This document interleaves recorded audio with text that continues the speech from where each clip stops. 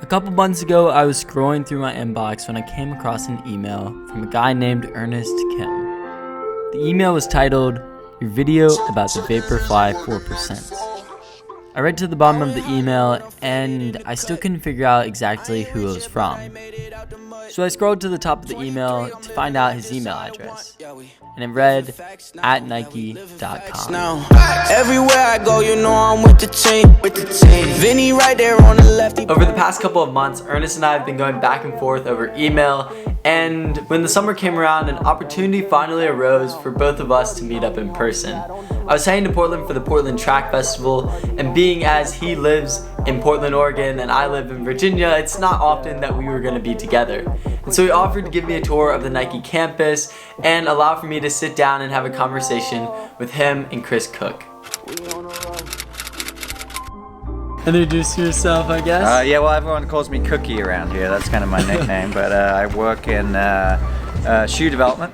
I've been at Nike since 1996, whatever the math is on that. 23 years.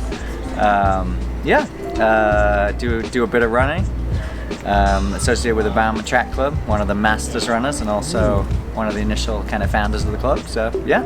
And Chris is far too humble. I mean, like I was saying earlier, he's about the closest thing we have to Bill Barham and today at Nike in terms of the work he does with the athletes and just overall expertise, combining expertise in biomechanics and physiology and footwear. So what you may not have understood about Ernest's reference is that Chris is analogous to Bill Bowerman because Bill Bowerman was the connection to the athlete. He designed the shoes for the athlete, where Phil Knight was the distributor. He was the business head. He was the ideas for the business, where Bill Bowerman was the ideas for the athletes and the shoes and thinking about physiology and how the shoes work for the athletes and designing them. And so that's kind of Chris's role today, as Ernest was saying. Ernest has to introduce himself. Ernest, really? Kim, who are you? My only claim to fame is that I sit next to Chris. No, not at all. Ernest was the one that really, I think, pioneered that whole lunar glide that we came up with, and I think it was a big insight that you should talk about it really, but that we came at it from a women's point of view, I think. Yeah, but honestly, I think people would rather see the shoes. No, we need to edit He's gonna edit this down. No, yeah. Oh no, it's all boring. No, it's incredible. You guys went and visited like all these different cities, right? Around I remember we were in Seoul, right? we were in Paris, right. Tokyo, London, Chicago, and met with all these different women. So the original sort of lunar glide, it was all about making a shoe for women. Mm-hmm. But I think the interesting thing that came out of it, I think, is it ended up just being a very popular shoe. Definitely. For everybody. So I thought it was interesting starting from that, sort of getting the insight from women, but then it generated something, both from a style and a performance standpoint, it generated something that worked for lots of people. Yeah. So these are the Flyknit Lunar ones, just to give you an idea of what they're working on. These aren't the Lunar Glides, but they have the Lunar Lawn midsole. And so, yeah, these are the shoes. They both are incredibly humble, and you're not exactly going to understand the scale of these two unless I kind of give you a little bit more information. Basically, if you've seen any running shoe or any Nike shoe for that matter, more so the running shoes, over the past couple years, or even in the past 20 years, there's a chance that one of these two people has either played a role in its development or worked on the shoe itself. Being that Chris Cook has most recently worked on the 4% and the Next percent, and he's working on the 2020 model, and then Ernest Kim has most recently worked on the Epic Reacts and that entire project, which took a long time. But these two are incredibly valuable people at Nike and really incredible people, and I just wanted to put that out there because they're so humble and they will not express to you how important they are. But yes, let's continue. Gwen Jorgensen's custom. Yeah, we did those spikes, and of course we've done those sorts of shoes for athletes for quite a while. But yeah, little stuff comes up all the time. I was working with Amy Craig yesterday, I think, just on trying to get some insoles for her that were just a little bit more comfortable. She was just having a bit of a sore ball of her foot, and her physiotherapist, John Ball, was telling her that her arch was just a little bit better supported. It would take some pressure off her foot, and Actually, Elliot and Heath and I had been doing a project together a couple of years ago, and with Ernest as well, the Bowerman cycle. And so we designed some insoles at all different arch heights. So the idea of like different people might want, you know, different levels of arch support depending on their foot morphology or also just their needs and preference. And there's quite a bit of research out there that actually preference is a pretty good way to select the running shoes that might help you get least injured.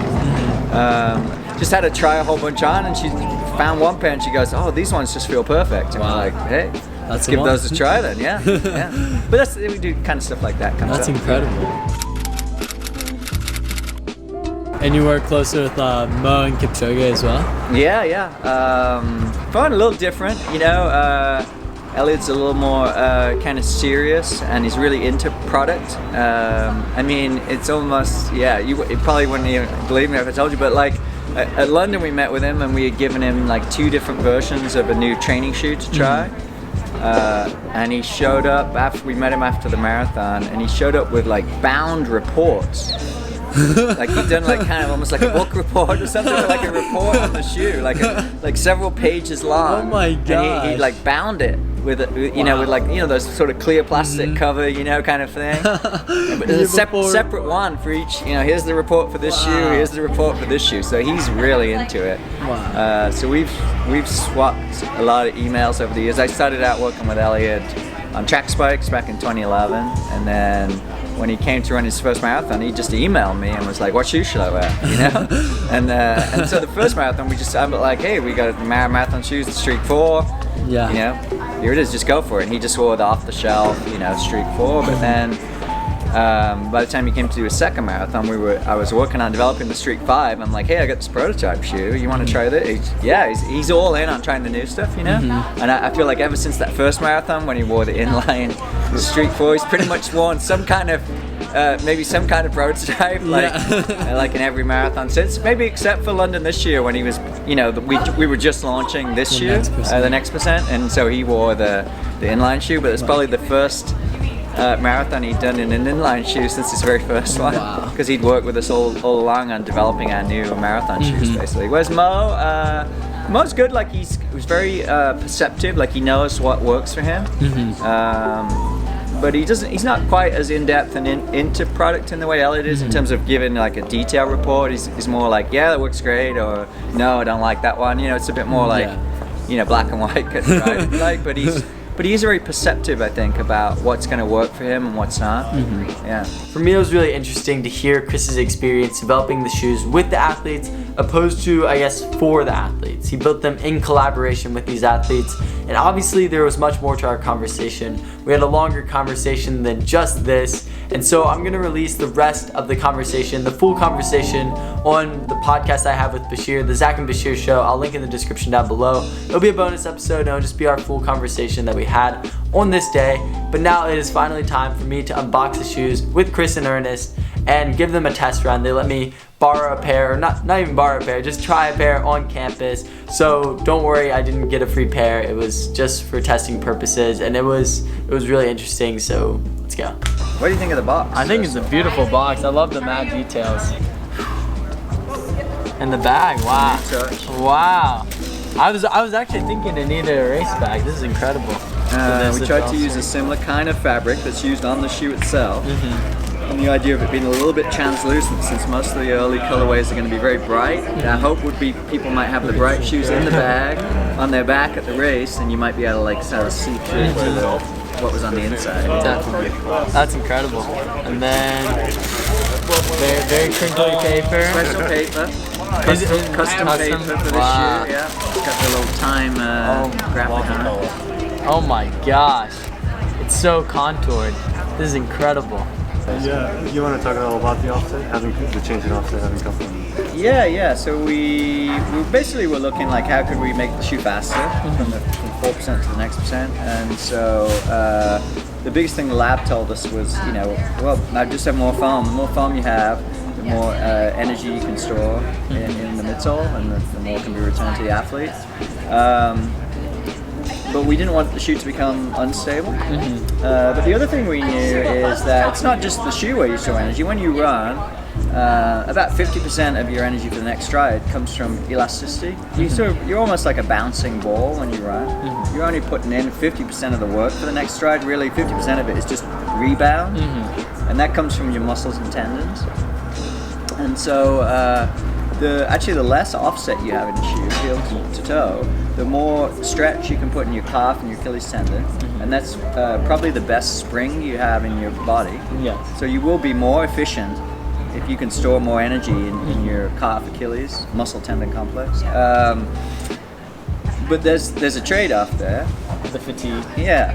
So it's like, where can you pitch that? Interesting, actually, 'cause you'll realize one thing about the shoe, because the material is quite see-through. The way the shoe's gonna look is quite dependent on what socks you're wearing. Yeah. Oh gosh, so they may look. This could be an interesting color combination. Yeah, this may be a first of its kind. The neon. Yeah, these REI. No, it doesn't show through too much. No, It doesn't show. I guess because they're kind of dry.